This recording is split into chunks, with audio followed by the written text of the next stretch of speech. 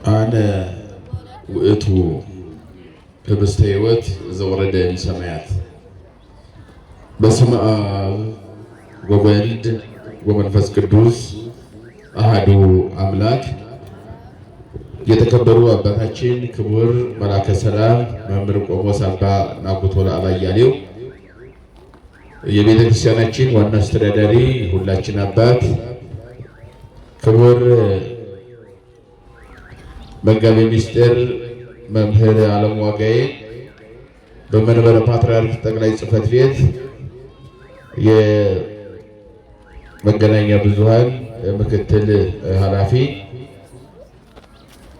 ክቡር መምህራችን መጋቤ ሥርዓት መምህር ሙሉጌታ የቤተክርስቲያናችን ዋና ጸሐፊ ክቡራን ሊቃውንተ ቤተክርስቲያን መምህራን ቀሳውስት ዲያቆናት መዘምራን በየማዕረጋችሁ እንዲሁም ክቡር ወንድማችን መምህር ማስረሻ የስብከተ ወንጌል ኃላፊ ለሰማይ ከዋክብትን ለምድር እጽዋትን ውበት ያደረገ እግዚአብሔር ለዚህ ታላቅ ቤተክርስቲያን ውበት ያደረጋችሁ የእግዚአብሔር ቤተሰቦች የእናታችን የቅድስት ድንግል ማርያም ልጆች አባቶቻችን እናቶቻችን ወንድሞቻችን እህቶቻችን ሕፃናት በኃያሉ በእግዚአብሔር ስም እንደምን ከረማችሁ?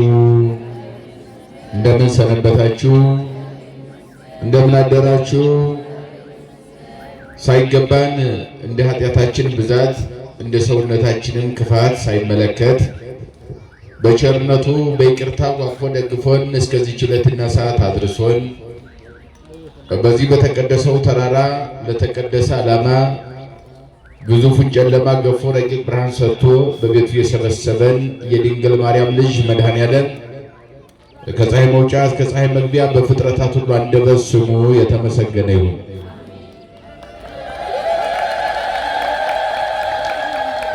እንደ እግዚአብሔር መልካም ፈቃድ ባለን ሰዓት የምንነጋገርበት የመጽሐፍ ቅዱስ ኃይለ ቃል በቅዱስ ዮሐንስ ወንጌል ምዕራፍ 6 ቁጥር 47 ላይ ስታነቡ አነ ውእቱ ህብስተ ሕይወት ዘወረደ እምሰማይ ከሰማይ የወረደ የሕይወት እንጀራ እኔ ነኝ ይላል። እስኪ በሉ ከሰማይ የወረደ በሉ እስኪ የሕይወት እንጀራ እኔ ነኝ። ማነው እሱ? መድኃኔዓለም ነው። ክብርና ምስጋና ለስሙ ይሁን። ዛሬ በቤተ ክርስቲያናችን አስተምሮ መሰረት አማኑኤል በጣም ብዙ ሕዝብ ይከተለው ስለነበረ ሴትና ሕፃናት ሳይቆጠሩ ከ4000 በላይ ሕዝብ ይከተለው ነበር። በዚህ ሰዓት ሰዎች አብረው ዋሉ አደሩ። መንገድ ሲጓዝ አብረው ይጓዛሉ። ጉባኤ ዘርግቶ እንደዚህ ሲያስተምር አብረው ይማራሉ። እነኚህ ሁሉ ብዙ ሺህ። ነገር ግን ምንም የሚበሉት ነገር አልነበራቸውምና ሰውነታቸው ዛለ፣ ደከመ ይላል። ምን አለ? ደከማቸው። ማንን እየተከተሉ? አማኑኤልን እየተከተሉ መድኃኔዓለምን እየተከተሉ ቤታቸውን ትተው ሕይወታቸውን ለወንጌል ሰጥተው ቃለ እግዚአብሔር በመማር የሱ ፍቅር አገብሯቸው ሳይለዩ ዋሉ አደሩ። በኋላ ግን ሰዎች ናቸውና ራባቸው፣ ተራቡ፣ ሰውነታቸው ደከመ ይላል። ምን አለ? አዎ ዛለባቸውና ሰውነታቸው ጠውልገው አያቸው። ከዚያ በኋላ ሐዋርያትን ጠራና የሚበላ ነገር አላችሁ አላቸው። ጌታ ሆይ የለንም፣ ቢኖርስ ለዚህ ሁሉ ሕዝብ የሚሆን ምግብ ከየት ይመጣል? እኛ ራሳችን ምግብ የለን አናርስ አንቆፍር፣ ሁሉን ትተን አንተን የተከተልነው ከየት ይመጣል? ደግሞም ገዝተን ከሰፈር ከከተማ ከመንደር ገዝተን የምናመጣው እንጀራ ነበረ፣ ያንንም ደግሞ ረስተነው መተናል፣ ዝም ብለን የመጣ ነው ብለው ተጨነቁ ተማሪዎቹ። ያለችን እንኳን ምንም የላችሁም አሉ። ምንም የለም፣ 5 እንጀራ ብቻ ነው ያለን አሉ። ስንት ነው ያለን? 5 እንጀራ ነው ያለን። ህዝቡ ደግሞ 5000 በላይ ነው። ምን እናደርገዋለን? ስለዚህ ያለን አማራጭ እነሱም እኛም ሳንበላ ዝም ብለን መቀመጥ ነው።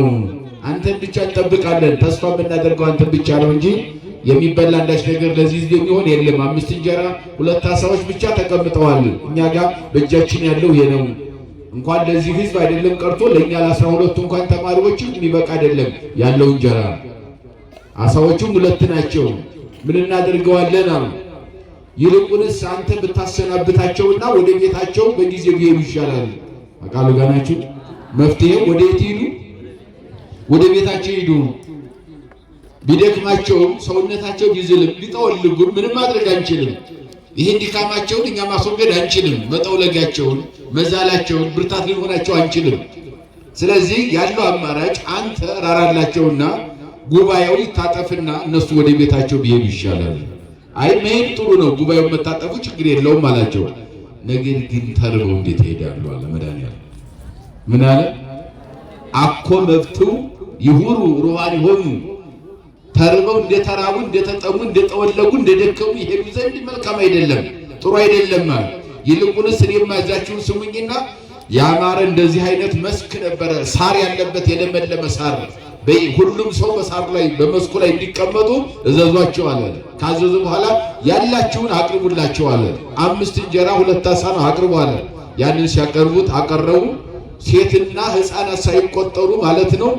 በውስጥ ታዋቂነት ስለሚቆጠሩ በወንድና ሴቶች ሕፃናትም በወንዶች ስለሚቆጠሩ ከ5000 በላይ ሕዝብን በ5 እንጀራና በ2 ዓሣ ጠገበና አበላቸው ይላል። ክብር ለስሙ ይሁን። ማብላት ብቻ እንዳይመስላችሁ 5 እንጀራ 12 ቅርጫት ተርፎ ተነሳ። ክብር ለስሙ ይሁንና ስለዚህ መቼ ተደረገ የታምር ይባል? ዛሬ ነው። ዛሬ ቤተክርስቲያን ይህን ታስባለች። ዛሬ አማኑኤልን ስናስበው በዚህ ቀን የተራቡ ሁሉ ረሃባቸው የተወገደበት፣ የተጠሙ ሁሉ ጥማቸው የተወገደበት፣ የደከሙ ሁሉ ድካማቸው የተወገደበት፣ የዛሉት ሁሉ ዝለታቸው ወደ ብርታትነት የተቀየረበት፣ ተስፋ የቆረጡት ሁሉ ተስፋቸው የቀጠለበት፣ በምንም አይነት መንገድ በምንም አይነት ጊዜ ምንም የለም ሰማይ ጠራ፣ ዝናብ አቆመ፣ ምድርም አላበቅልም አለች፣ ድርቅ በምድር ተከሰተ ሲባል በነገር ሁሉ እግዚአብሔር በዘመን ሂደት እኛን ሳይዘነጋ ከየትም እኛ በማናውቀው ሁኔታ እሱ እየመገበ እንደምንኖር የምናረጋግጥበት ቀን ነው ዛሬ ማለት ነው። ማን ይመግባል? የፈጠረውን ማን አይጥልም? አመስግኑት። እግዚአብሔር አይጥልም ፍጥረቱ እግዚአብሔር አላቸው። አይድነቃችሁ ያለ ስለዚህ እንጀራ አይድነቃችሁ፣ ያን እንጀራ በሉና አደነቁ ይላል። ደስም አላቸው ይላል።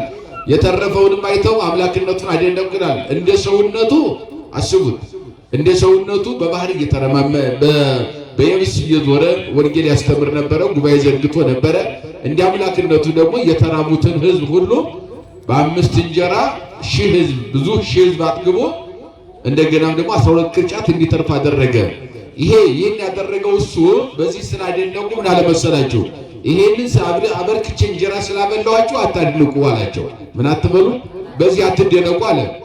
የሚደንቃችሁ አይደለም ለስጋዊ ምግብ እኮ እኔ እናንተን ብቻ እንደምሰጠው ከሃዲውንም የማያምነኝንም እግዚአብሔር የለም የሚለው ሁሉ እኮ መግባለሁ እኔ አምላካችሁ፣ እንኳን እናንተን አይደለም። ይልቁንስ እውነት እላችኋለሁ ከሰማይ የወረደ እንጀራ እኔ ነኝ አለ። የሕይወት እንጀራ። የምን እንጀራ? ከሰማይ የወረደው የሕይወት እንጀራ እኔ ነኝ አለና ያን እንጀራ ሲተረጉመው ስጋዬን የበላ ደሜን የጠጣ የዘላለም ምን አለው? ሕይወት አለው። የምነግራችሁ ስለዚህ እንጀራ ነው። ይልቁንስ እኔ አሁን የምሰብካችሁ አለ በዚህ ምድር ስላለ እንጀራ አይደለም። እኔ አሁን የምሰብካችሁ 5 እንጀራ ቀርቦ 12 መሶብ ቅርጫት ስለተረፈው ስለዚህ አይደለም የምነግራችሁ። ዋናው መሰረታዊ ነገር ልትይዙት የሚገባው ነገር ትክክለኛ አማኝ ከሆናችሁ በእምነታችሁ የጸናችሁ ከሆናችሁ እኔን አምላካችሁን የምታምኑብኝ ከሆነ የሕይወት እንጀራ እኔ ነኝ። ስጋዬን ብሉ ደሜን ጠጡ አለ። የሕይወት እንጀራ ማነው እሱ? አዎ ልክ ነው። ስለዚህ ያለ ምግብ እኛ ተጨነቅንም አልተጨነቅንም ማን አይተወንም? አሁን ደሞዛችን ነው የሚያኖረን። እውነቱን ለመናገር በደሞዛችን ነው የምንኖረው ወይም በሰራነው ስራ ነው የምንኖረው? አይደለም። በማን ረድኤት ነው? አዎ በአማኑኤል በረከት ነው። ክብርና ምስጋና ለስሙ ይሁን። ዓለም ተመግቦ ነው እንደዚያ ነው። አመንም አላመንም አመለክነውም አላመለክነውም እግዚአብሔር አለ ነው የለም ብንክድም ዙሮ እኛን እግዚአብሔር በረሃብ አይገድልም። እየሰማችሁ ነው? አያችሁ? ዝናብ የሚዘንበው ለኃጢአተኛውም ለጻድቁም ለከሃዲውም ላማኙም ነው። ዝናብ የሚዘንበው አያችሁ? ምክንያቱም እግዚአብሔር ቸር ነው። በእንዲህ አይነት ነገር ፍጥረቱን መቅጣት አይችልም። እግዚአብሔር ሩሩ ስለሆነ እስመ ቅኔትከ ወመልክናከ ይሬስየከ ትሳል ላዕለ ኩሉ ዘሥጋ ነው ያለው። እነሆ ያንተ ርኅራኄ፣ ቸርነትህ፣ ቅንነትህ፣ ይቅርታህ አለ በሰዎች ሁሉ ላይ እንድትራራ እንጂ እንድትጨክን አያደርግህም። ርኅራኄና ቸርነትህ ያስገድድሃል እንድትራራ ይለዋል። እግዚአብሔር ቸር ነው። ቸርነቱ የሚታወቀውም ደግሞ ለምናምነው ብቻ ሳይሆን ለማያምኑትም፣ ለምናመልከው ብቻ ሳይሆን ለማያመልኩትም፣ ለምናመሰግነው ብቻ ሳይሆን ለማያመሰግኑትም አብሮ ለሁሉም ፀሐይን ያወጣል። ምን ያወጣል? ፀሐይ አሁን የወጣው ለጻድቃን ነው ለኃጥአን? ለሚያምን ነው ለማያምን? አያችሁ? እሺ አይ አንተ አታምንም ወይም አንተ ኃጢአተኛ ነህ፣ ኃጢአት ስትሰራ አይቻለሁ፣ ተቆጣጥሬሃለሁ፣ ስለዚህ ለአንተ ፀሐይ አይወጣም፣ ጨለማው ይቀጥል ቢል እግዚአብሔር ዳኛ ነው? እግዚአብሔር ይግባኝ ሰሚ ያለ ይሄ ላይ መለከተው በዚህ ላይ ሊገባ ፍጡር የለም። ይሄ ማልትና ሌሊት ክረምትና በጋ ሞት የሚባለው የእግዚአብሔር ትክክለኛ ፈራጅነት የሚታወቅበት መሰረታዊ ነገር ነው። የጌትነቱ መገለጫ እግዚአብሔር እንደማያዳላ የማያዳላ ፈራጅ መሆኑን የምናውቅበት እነኚህ ሶስቱ መሰረታዊ ነገሮች ናቸው ይላሉ ሊቃውንት አባቶቻችን። አንደኛው ማልትና ሌሊት ማፈራረቅ፣ በዚህ ውስጥ ፍጡር አይገባም። ማንም ፍጡር ጨለማን ሊያመጣ ብርሃንን ሊወስድ ወይም ብርሃን አጥፍቶ ጨለማን ሊወስድ አይችልም። የእግዚአብሔር የጌትነቱ መገለጫ ነው። ይህን ሲያደርግ ደግሞ እግዚአብሔር የማያዳላ ዳኛ ነው። ምን የማይል ነው? አንተ ሀብታም ነህ፣ አንተ ባለጸጋ ነህ፣ አንተ ጠቁረሃል፣ አንተ ቀልተሃል፣ አንተ ወፍረሃል፣ አንተ ቀጥነሃል፣ አንተ ጎሳ አለህ፣ አንተ ጎሳ የለህም፣ አንተ ዘመድ አለህ፣ አንተ የለህም፣ አንተ ሀብት አለህ፣ አንተ የለህም ብሎ አይፈርድም እግዚአብሔር። ለሁሉም እኩል እግዚአብሔር ፈራጅ መሆኑ ከሚታወቅበት አንድ ምንድነው ከተባለ ጨለማን እኩል ያመጣል፣ ብርሃንንም እኩል ይሰጣል እግዚአብሔር። አያዳላም እግዚአብሔር። አያችሁ ለኃጢአተኛውም ለጻድቁም። በዚህ በማቴዎስ ወንጌል ላይ የማቴዎስ ወንጌል ምዕራፍ 5 አንቀጸ ብፁዓን የሚባለው አንቀጸ ብፁዓን በአጠቃላይ ከምዕራፍ 5 እስከ 8 ያለው አንቀጸ ብፁዓን ይባላል በጥቅሉ ማለት ነው። እስከ 8 ያለው ምዕራፍ አንቀጸ ብፁዓን ምዕራፍ 5 ግን ለየት አድርገን ስንመለከተው የብሉይ ኪዳን ሕግጋት በደንብ አድርገው ተጠንቅቀው የሚሻሩት የተሻሩበት፣ ተሻሽለው የቀጠሉት የቀጠሉበት፣ ምንም ሳይነካኩ የቀጠሉበት አጠቃላይ የብሉይ ኪዳንና የሐዲስ ኪዳንን ውህደት ወይም የብሉይ ኪዳን መጻሕፍት አጠቃላይ የተደረገባቸው ማሻሻያና ያልተደረገባቸው በደንብ አድርጎ ብሉያትና ሐዲሳትን ቤተክርስቲያኗ እንዴት አድርጋ አስማምታ ይዛ መቀጠል እንዳለባት እስከ ሕልፈተ ዓለም የተደነገገ ድንጋጌ ነው። በዚህ ውስጥ ስትመለከቱ የእግዚአብሔር ራሱን ትክክለኛ ፈራጅነቱን ሲገልጽ አንዱን መነሻ አድርጎ ስለ ፍቅር ነው። አስቀድሞ እንደተባለ ሰምታችኋል። የሚወዷችሁን ውደዱ፣ የሚጠሏችሁን ጥሉ ይላል የቀድሞ ሕግ አለ። በተሻሻለው ሕግ ውስጥ ማለት ነው። አስቀድሞ የነበረው ሕግ ማለት በኦሪቱ የሚጠሏችሁን ጥሉ፣ የሚወዷችሁን ምን በሉ ውደዱ ይባል ነበረ። ዓይን ስለ ዓይን ጥርስ ስለ ጥርስም ተብሏል። ሲመታ ምታው፣ በጥፊ ሲል በጥፊ በለው፣ ጥርስ ካወለቀ ጥርስ አውልቅ፣ ዓይን ካጠፋ ዓይን አጥፋ የሚል ሕግ እንደነበረ ታውቃላችሁ። አሁን ግን እላችኋለሁ አለ ሲያሻሽለው ሕጉን ማለት ነው። አሁን ግን እላችኋለሁ ቀኝህን ለሚመታ ግራህን ምን በለው ስጠው አለ። ትምህርተ ትሕትና ነው የተሻሻለ። ሌላው የሚወዷችሁንማ ብትወዱ ምን ዋጋ አለው? ስለወደዷችሁ ነው ወደዳችኋቸው። እኔ ግን እላችኋለሁ የሚወዷችሁን እንደምትወዷቸው የሚጠሏችሁንም በዚያው ልክ ምን በሏቸው ውደዷቸው አለ። ለዚህ ምሳሌ አድርጎ ሲተረጉም የራሱን ፍርድ ሲገልጽ ምን አለ? አምላካችሁ እግዚአብሔር አለ ለሚወዱትም ለሚጠሉትም ለኃጥአንም ለጻድቃንም ለሚያመልኩም ለማያመልኩም እኩል ፀሐይን ያወጣል። ምን ይላል? ያሰርቅ እግዚአብሔር ፀሐይ ላይ ለጻድቃን ወላይ ለኃጥአን፣ በኃጥአንና በጻድቃን ላይ እኩል እግዚአብሔር ፀሐይ ያወጣል። አንተ ጻድቅ ስለሆንክ ይውጣል አይልም፣ አንተ ኃጥእ ስለሆንክ ፀሐይ አላወጣም አይልም። ለሁለቱም እኩል ፀሐይ ያወጣል። ሁለቱም አልጋ ላይ ተኝተው ጠዋት ብርሃን ሰጥቶ ከእንቅልፋቸው እንዲነቁ በሰላም ያደርጋል። ኃጥኡንም ጻድቁንም ማለት ነው። ወያዘንም ዝናመ በሪና። ሁለተኛው ደግሞ ትክክለኛ ፈራጅነቱን የሚገልጠው ዝናብን ለሁሉም አስተካክሎ ያዘንባል። እስኪ በሉ እግዚአብሔር በሉ እስኪ በኃጥአንም በጻድቃንም ላይ ፀሐይን ያወጣል። በክፉዎቹም በመልካሞቹም ላይ እኩል ዝናብን ያዘንባል። ምን ይላል? አሁን ዝናብ ባይዘን ምድር ባታበቅል መኖር ይቻላል? እንደሚመና ይቻላል? አይቻልም። አያችሁ፣ አንዱ ሀገር አንዱን የሚረዳው፣ አንዱ አካባቢ አንዱን የሚረዳው፣ ተረዳድቶ ተመጋግቦ ዓለም የሚኖረው ዝናብ ስለወረደ ነው። አዎ እርዳታ የሚረዱ ዓለማት እኮ የተቸገሩ ዓለማትን የሚረዱት ምን ስለወረደ ነው? ዝናብ ካልወረደ ረጅም ተረጅም የለም። አያችሁ፣ በምድር ላይ በዚህ ስልጣን ውስጥ የሚገባ ደግሞ ኃያላን መንግስታት የለም፣ ጥቃቅን መንግስታት የለም፣ የበላይ የበታች የለም። ሁሉም በዚህ ቁጥጥር ስር ነው። ምክንያቱም ከሁሉ በላይ የሆነ የኛ አምላክ አማኑኤል ሁሉም መመገብ የሚችል ለመግቦቱ አድሎ የሌለበት እንኳን እኛ ልጆቹን የምናመልከውን የምናመሰግነው አይደለም ቀርቶ እጅግር አይን ሰጥቶ አይምሮ ሰጥቶ ሰርተን ወተን ወርደን ተምረን አውቀን ተራቀን የምንኖረውን አይደለም ቀርቶ ትንኝን ሳይዘነጋ የሚመግብ የኛ አምላክ መድኃኔዓለም ነው። ክብር ለሱ ይሁን። ይህንን ነው እየነገረን ያለው እና ምን አለ? አስቀድሞ ከሰማይ የወረደ እንጀራ እኔ ነኝ አለ። አበዊክሙ ሰመና በሉ በገዳም ወሞቱ። አባቶቻችሁ በምድረ በዳ ከሰማይ የወረደ መናን በልተው ነበረ፣ እነሱ ግን ሞቱ አለ። ያ የብሉይ ኪዳኑን መና ነው እየነገረን ያለው። 40 ዘመን ለእስራኤል ዘሥጋ ከሰማይ የወረደው 40 ዘመን ሙሉ ወርዶላቸው ተመግበዋል። እስራኤል ከ430 ዘመን ባርነት በኋላ በብዙ ጩኸትና ለቅሶ ዋይታ እግዚአብሔርን ለምነው በምሕረት ይቅርታ እግዚአብሔር በሙሴ አማካኝነት ወደ ግብፅ ወረደ። እግዚአብሔር ከወረደ በኋላ በብዙ ተአምራት ነፃ አውጥቷቸው ሰማይ የመሰለ ባህር ካሻገራቸው በኋላ ባህር ሰንጥቆ መሻገሩ፣ ከግብፅ ባርነት ነፃ መውጣቱ፣ ከፈርዖን ቤት ነፃ መውጣታችን ምን ትርጉም አለው? ቢያንስ እንኳን በግብፅ ፍርፋሪ እንበላ ነበረ። አሁን ያለንበት ምድረ በዳ ነው። ባህር ተከፍሎ መሻገሩ ታምር ነው፣ ድንቅ ነው። ግን ምን እናደርገዋለን? ባህር መከፈሉ ለእኛ ትርጉም የለውም። የሚበላ ከሌለ ሙሴ ምድረ በዳ ላይ አንተ ተጣልከን ሀቅለ ቃዴስ በርኔ ብሎታል ሊቃውንት የኦሪት መተርጉማን። ቃዴስ በርኔ ማለት ሲተረጎም ወደ ግዕዝ እንቀይረውና ሀበ አልቦ ዕፅ ወማይ ነው በዳዊት ቋንቋ። ያ ማለት ደግሞ ወደ አማርኛ ስንቀይረው ደግሞ ነቃማ የሌለበት የውሃ ምንጭ የሌለበት ሳር ቅጠል ልምላሜ የማይታይበት በረሃ ማለት ነው።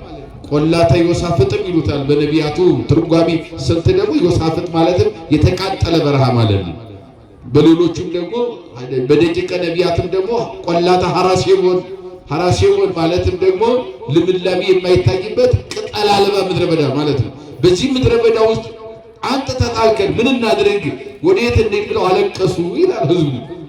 ይሄ ሊሰነ ለብላ ፍርፍር ተማይዱ ለፈርዖን ጥያቄያቸው ደግሞ የፈርዖን ፍርፋሪ ፒራሚድ እየገነባን ፏና ራሚሴ የሚባሉ ከተሞችን በደማቸው እንዲገነቡ ተገደው ነበርና ፒራሚድ እየገነባን ጡብ ወይም ወለቄት እያመረትን ሸክላ እየተኮስን በመከራ ብንኖርም ግን ፍርፋሪ በፈርዖን ቤት አላጣንም። አሁን ግን ነፃነት ወጣን ስንል የሚበላ የለም። የሚበላ ከሌለ ደግሞ ነፃነት አይባልም። የበለጠ ሞት ውስጥ ነው ያለነው በረሃ ውስጥ ብለው በሙሴ ላይ አጉረመረሙበት ነው የሚለው። አንጎርጎሩ አጉረመረሙበት። ከዚያ በኋላ ሙሴ ምን አለ? እኔ እግዚአብሔር አምላኬ እኮ አያሳፍረኝም። በየትኛውም ገጸ ምድር እግዚአብሔር መመገብ ይችላል። በበረሃም ሁኑ በቆላም ሁኑ በደጋ በየትኛውም ሁኔታ በየትኛውም ቦታ ብትሆኑ እግዚአብሔር ፍጥረቱን አይጥልም። አይዟችኋል።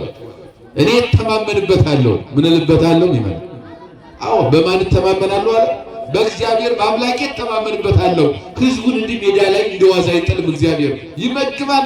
አትጠራጠሩ፣ ግን ጠብቁኝ አምላኬን ልጠይቀው ብሎ እግዚአብሔር ጠየቀው። ራበን እያሉ ነው፣ ምድረ በዳ ነው እያሉኝ ነው፣ የግብፅን ፍርፋሪ እየናፈቁ ነው፣ ከዚያ ባልወጣ ይሻለን ነበር እያሉ ነው።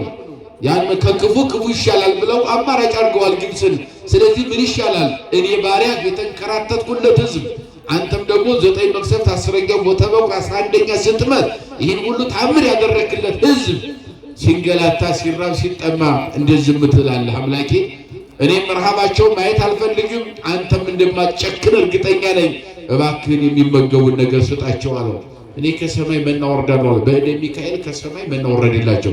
ርየቱ ከመተቅዳ ጻዳ ከመበረድ ወከመ አያያ ተማር ጥዑም ፈድፋደ ኦሪቱ ይላል። ርየቱ ከመተቅዳ እንደ ድንብላል ነው የሚወርደው። መጠኑ ድንብላል የሚያክል ጻዳ ከመበረድ ደግሞ መልኩ ደግሞ ነጭ በረዶ የሚመስል ወከመ አያተ ማር ጡዑም ፈድፋዴ ሲበሉትም ደግሞ እንደ ወለላ ማር የሚጣፍጥ መና በአንድ ቀን ከሰማይ ወረደ ይላል። ምድሩን አጥለቀለቀው ይላል። ክብርና ምስጋና ለአማኑኤል ይሁን። ወረደ። ከዚያ በኋላ ያንን ተመገቡ ይላል። ከተመገቡ በኋላ መቼስ የሰው ፍላጎት እኮ አያልቅም። የሚገርም ልክ ምግብ ተመግበው ደስ ካላቸው በኋላ ምን አሉ መሰላቸው? የሚጠጣ የለም አሉ። ደግሞ ምን የለም? ምን የለም? ጥሩ ነበር መና መውረዱ። ሚካኤል መና ወረደ፣ ዘነበ፣ ያንተ ጸሎት ረዳን ሙሴ። ግን የሚጠጣ ደግሞ የለም። ምድረ በዳ ነው፣ በቃ ምንጭ የለም ውሃ።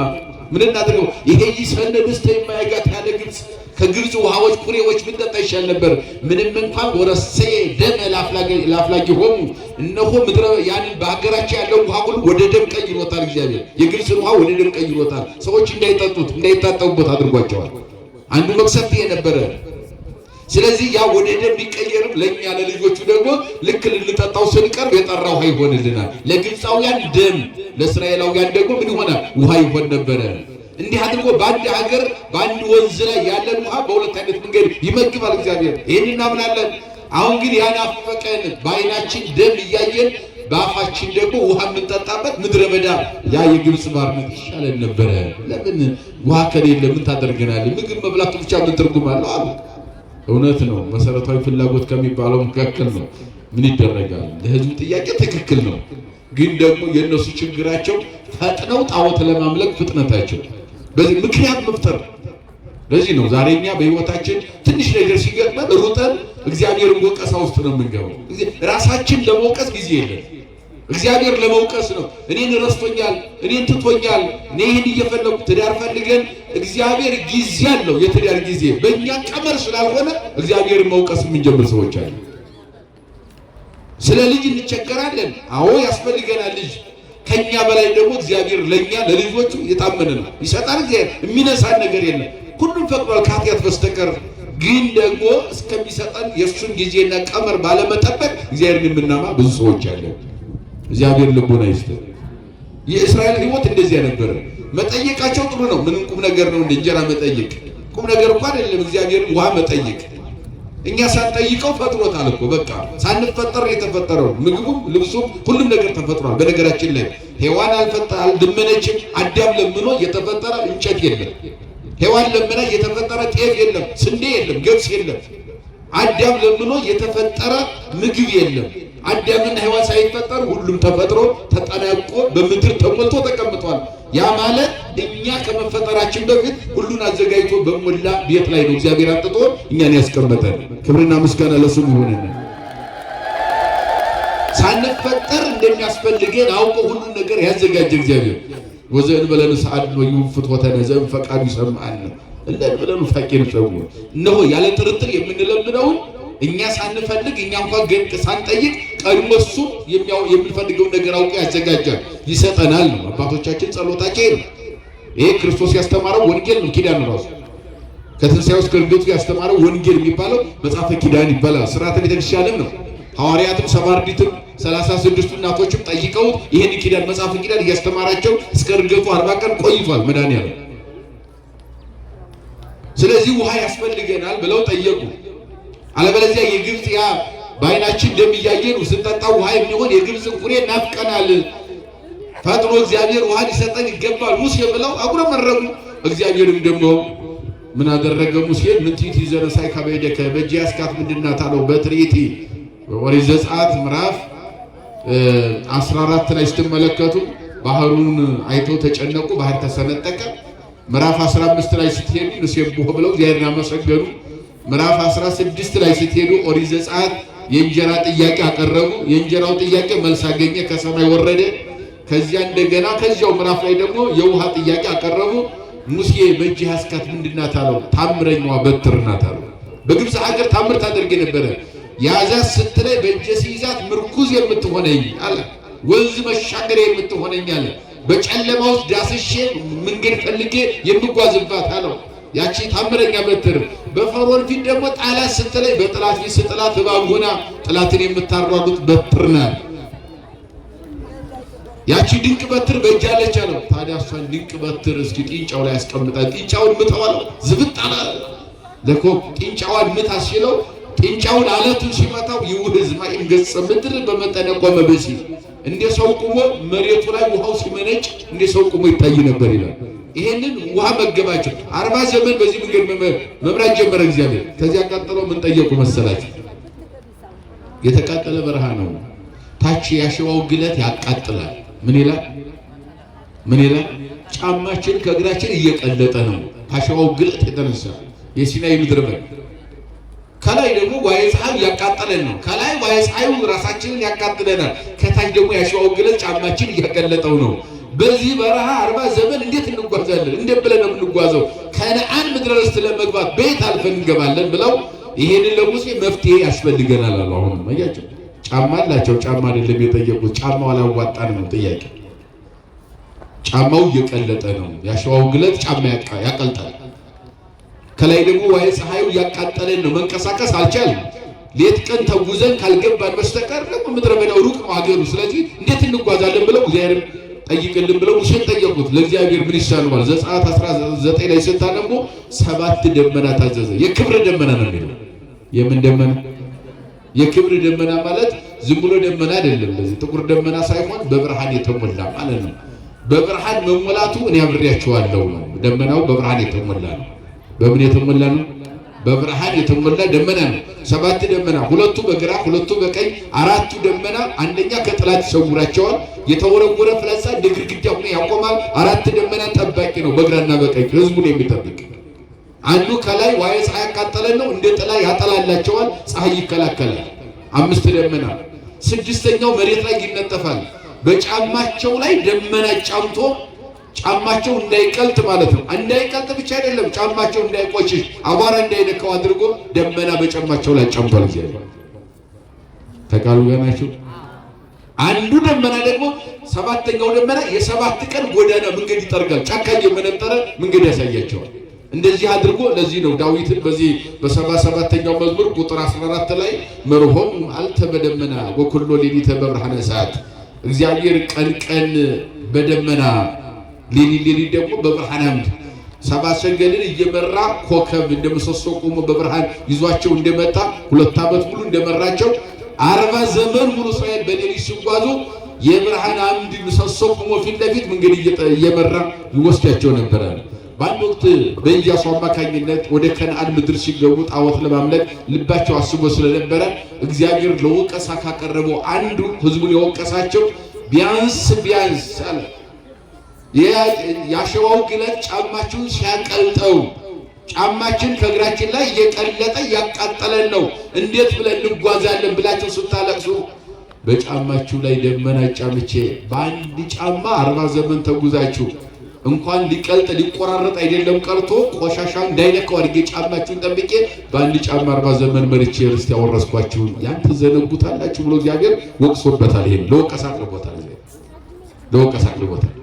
ስለዚህ እንደዚህ 40 ዘመን የተመገቡት መናት ነበር አለ አበዊ ቅዱስ መና በሉ በገዳም ጎሞቱ። ያን 40 ዘመን የተመገቡት ሁሉ መና ከሰማይ ወርዶ ነው፣ ግን ሙተዋል።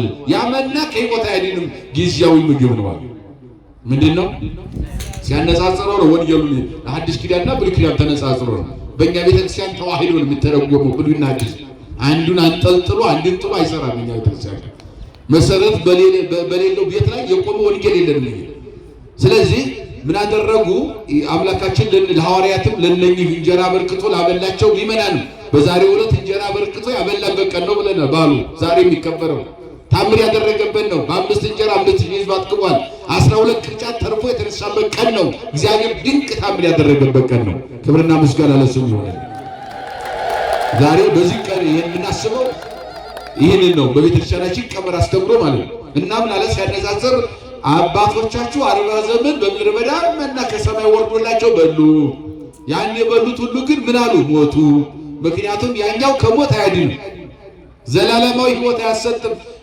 ኢየሩሳሌም ምድራዊቷ ኢየሩሳሌም መካከለኛው ምስራቅ ያለች የበሬ ግንባር የምታክል እስራኤል ሀገር ወደዚያ ለማስገባት ነው ያመና የጠቀመው እንጂ መንግስተ ሰማያት የሚያስገባ መና ግን አይደለም። እነኛ ሁሉ ሙተዋል። ዛሬ በስጋ ተገድበዋል፣ አልፈዋል። እነኛ ወዘበል ወሰለ ዝንቱ በስት ይመውት ለዓለም ይሐዩ ለዓለም ወይ ይህንን እኔ የምሰጣችሁን እንጀራ ግን እዚህ በኋላ እኔ የምሰጣችሁን እንጀራ የበላ ለዘላለም አይሞትም ሕያው ሆኖ ይኖራል አለ። ያ እንጀራ ማን ነው ብለን ስንጠይቅ ከሰማየ ሰማያት የወረደው ከድንግል የተወለደው በለቢሰ ሥጋ ተገልጦ ወቀደሳን ሀገር በኪደተ እግር ያለው ሊቁ በእግሩ እየተመላለሰ ዓለምን ያስተማረው ያ የቤተልሔም ሕፃን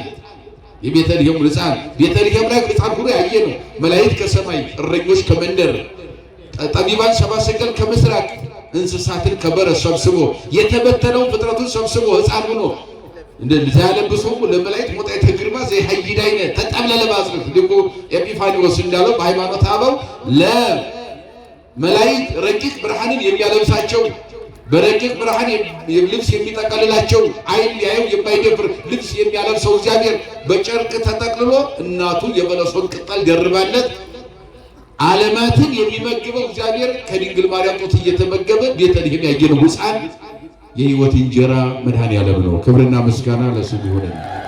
የሕይወት እንጀራ እሱ ከናዝሬት ገሊላ ወደ ዮርዳኖስ ጉዞ ያደረገው በማዕከለ ዮርዳኖስ ቆሞ ዘይሰፍሮ ለማየ ባሕር ባይሁኑ የዓለምን ውቅያኖስ ሁሉ በእጁ የሚዘግናቸው እግዚአብሔር በታናሽ ዮርዳኖስ ቆሞ የታየው አብ በሰማይ ሆኖ ልጄ ይለው ብሎ ሲመሰክር አብ እንደሆነ ስሙ እንድንረዳ ምክንያት ይሆናል። ከሰማይ ወርዶ በአምሳለ ርግብ መንፈስ ቅዱስ በዮርዳኖስ በጽንፍ ዮርዳኖስ በወልድ ላይ ረቦ ሲታይ በተለየ አካሉ በለበሰው ሥጋ ወልድ ሲጠመቅ አንድነት ሶስትነት ሥላሴ በዮርዳኖስ እንዲገለጡ ወይም አስተርጎ ብለን እንድናስተምር ለዚህ መነሻችንም መድረሻችንም የሆነው የድንግል ማርያም ልጅ መድኃኔዓለም ነው። ከተጠመቀ በኋላ ሳይውል ሳያድር ገዳመ ቆሮንቶስ የገባው 40 መዓልት 40 ሌሊት ጾሞ ከ40 ቀን በኋላ የካቲት 20 እሑድ ቀን ጾሙን ጨርሶ ወደ ዮርዳኖስ መጥቶ በዮሐንስ ጉባኤ በተገኘ ጊዜ ዮሐንስ ነዋ በግቡ ለእግዚአብሔር ዘያትቱ ያሴስል ኃጢአት ዓለም እነሆ የዓለምን ሁሉ ኃጢአት የሚያስወግደው የእግዚአብሔር በግ ብሎ የሰበከለት አማናዊ በጋችን መድኃኔዓለም ኢየሱስ ክርስቶስ ነው። ክብርና ምስጋና ለስሙ ይሁን። የሕይወት እንጀራ እሱ ነው። አዎ መጥምቁ የእግዚአብሔር በግ ብሎታል። የእግዚአብሔርን በግ ብዙ ሊቃውንት ትርጓሜ ሀተታ ይሰጡታል።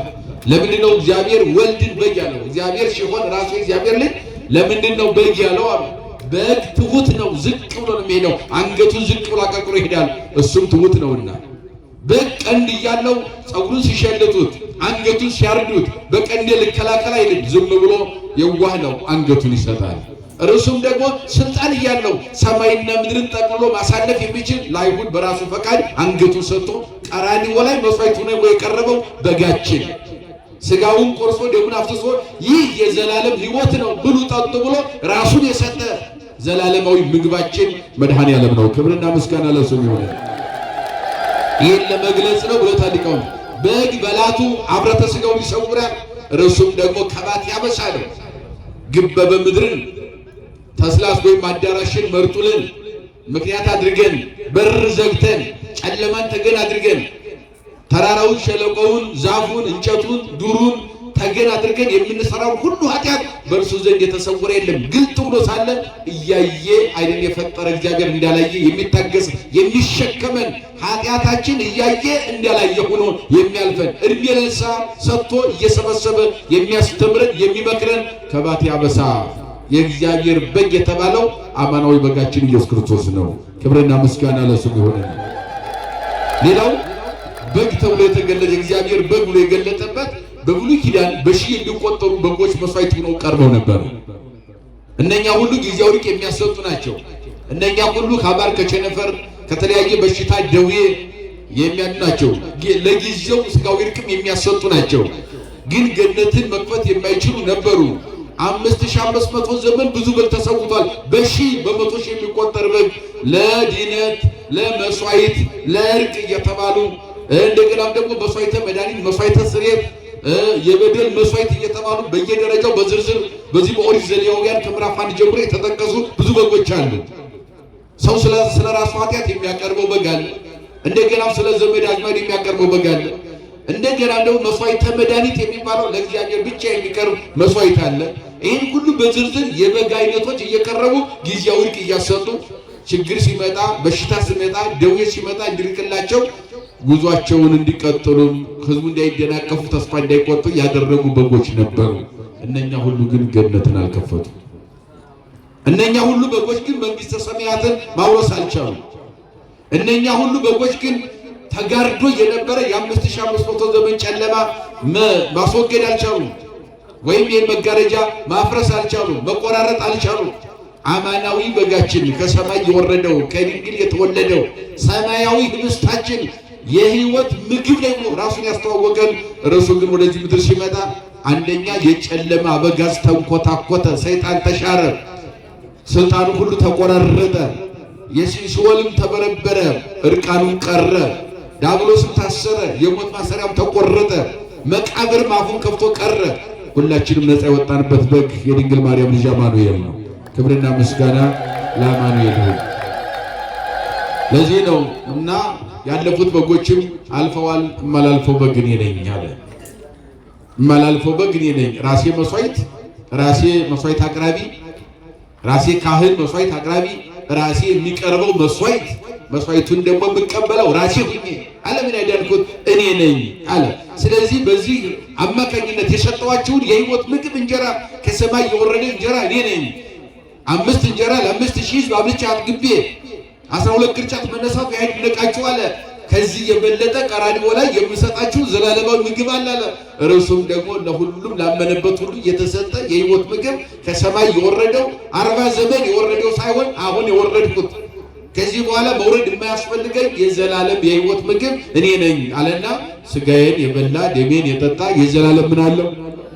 አዎ አባ ሕርያቆስም ምን አለ? ይሄን ሲገልጸው መስዋዕታችን እንደ አባቶቻችን የቀድሞቹ መስዋዕት አይደለም ይለዋል። ያኛው የዓለምን ኃጢአት የሚያስወግድ የእግዚአብሔር በግ አለ ዮሐንስ ምስክሩ፣ መንገድ ጠራጊው፣ አስተዋዋቂው፣ ፕሮግራም መሪው ዮሐንስ እንደዚያ ሰበከው። የእግሩን ጫማ ልፈታ የማይገባኝ ወይም ከጫማው ዝቅ ብዬ አብሬ እንኳን ልታይ የማይገባኝ ወይም ጫማውን ልሸከም እንኳን ብል የማይገባኝ እያለ ነው የሰበከው። አማናዊ በግ አለው። በኋላ ደግሞ የእግዚአብሔር በግ የዓለምን ኃጢአት የሚያስወግድ አለ። ይሄኛው ደግሞ ምን አለ? የቅዳሴው ሊቅ ደግሞ አባ ሕርያቆስ አባታችን በቅዳሴ ማርያም ላይ አኮ ከመመስዋዕቶም ለቀደምት አበው ዘበደመ በግ ወሐርጌ ወላይ፣ ይሄ መስዋዕታችን እንደ ቀድሞ እንደ አባቶቻችን በበግና በላም በተለያዩ እንስሳት አይደለም አለ። አላሳት ውእቱ እሳት ነው እንጂ እሳት ማህየዊ ለለ ይገብሩ ፈቃዶ ለርጹዓነ ልብ ለለ ይገብሩ ፈቃዶ እሳት ነው ብለን ስንናገርም አለ ፈቃዱን ለሚፈጽሙና አምነው ለሚቀበሉት ንስሐ ገብተው ለሚቀበሉት ኃጢአታቸውን የሚያቃጥልላቸው ከቃሉ ጋር ናቸው። ምናቸውን የሚያቃጥል? አዎ ላመን ለኛ ንስሐ ለምንገባ ንስሐ ገብተን አምነን አባቶች ጋር ተመካክረን ለምንቀበል እኛን አያቃጥልም። እሳቱ ነው የሚያቃጥለው እኛን ሳይሆን በእኛ ውስጥ ያለውን ምን ያቃጥላል? አረ ንገሩ። ኃጢአት ነው የሚያቃጥለው። አንዳንድ ጊዜ እሳት ነው ያቃጥላቸዋል፣ ባህር ነው ያሰጥማቸዋል ሲባል ይህ አዋጅ ትርጓሜ ያስፈልገዋል። በደንብ ትንታኔ ያስፈልገዋል። ተርጉማቸው አስተምሩ ነው የሚለው። እሳት ለማን ነው? ማንን ነው የሚያቃጥለው? የሚያቃጥል እሳት ኃጢአታችን የሚያቃጥል ለምናምን ማለት ነው። ንስሐ ለምንገባ ከሰማያት ወረደ፣ ከድንግል ተወለደ፣ ተሰቀለ፣ ተገረፈ፣ ሞተ፣ ስጋውን ቆርሶ ደሙን አፍስሶ ሰጥቶኛል፣ ለኔ የሕይወት ምግቤ ነው ብለን አምነን ንስሐ ገብተን ለምንቀበል እኛን ሳይሆን የሚያቃጥለው ኃጢአታችን ነው። ያ እሳት ለሚያምኑ ለቀና ልብ ላላቸው የሕይወት እሳት ነው አለው። አያችሁ? የምን እሳት ንገሩ? የምን እሳት? የሕይወት እሳት። ኃጢአትን አቃጥሎ እኛን ነፃ የሚያደርገን። አያችሁ?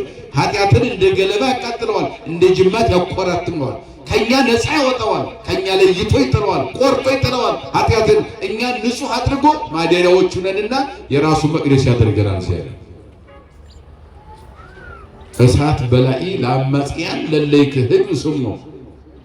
ነገር ግን ሳያምኑበት ወረደ ተወለደ ብለው የማያምኑ ምን ያመጣል? ስጋ ወደሙ ገብቼ እቀበላለሁ እስኪ የሚያደርገውን አያለው ብሎ በድፍረት ለሚቀበል ለእንደዚህ አይነት ግን አሚፀኛ ሳያምንበት ከሰማያት ወረደ ከድንግል ተወለደ ብሎ ሳያምንበት በቀራንዮ ለኔ ቤዛ ሆኗል ብሎ ሳያምንበት በድፍረት ግን ምን ያመጣል ብሎ የሚቀበል ካለ ጠቅሎ ገሃነም ያወርዳል ነው። የዘላለም ፍርድ ያሰጣል ማለት የዘላለም ፍርድ ያሰጣል።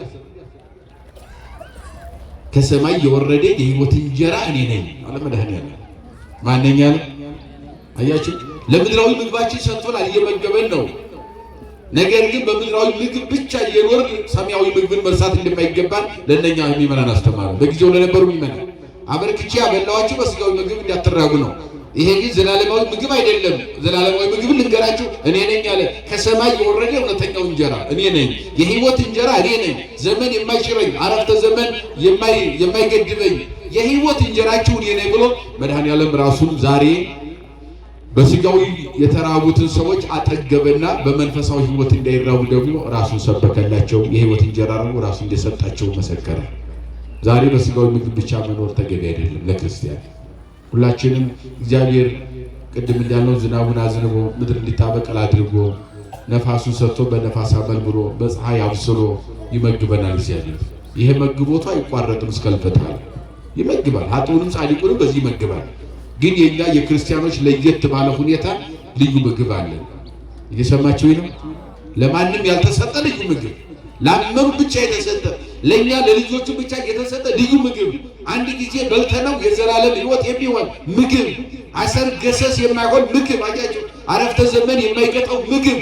ምግባችን አማኑኤል ነው። ክብርና ምስጋና ለስሙ ነው። ይህንን ምግብ መመገብ ከኛ ይጠበቃል። ንስሐ መግባት፣ ሁልጊዜ ኃጢአታችን እያሰብ አባቶቻችን ጋር መመካከር፣ ከህይወት እንጀራ እንዳንለይ ወደ ስጋ ወደሙ መቅረብ ከሁሉም ክርስቲያን የሚጠበቅ ለሁሉም ክርስቲያን ለሁሉም አማኝ የተሰጠ የህይወት ምግብ ይሄ ነውና ከዚህ ከህይወት ምግብ እንዳንርቅ እግዚአብሔር ይርዳል። የእናታችን የንጽሕተ ንጹሐን የቅድስተ ቅዱሳን የድንግል ማርያም አማላጅነት የቅዱሳን አባቶቻችን ጸሎት አይለየን። ንስሐ ገብተን ስጋ ወደሙን ተቀብለን መንግስቱ እንድንወርስ እግዚአብሔር ይርዳል። ይቆያል።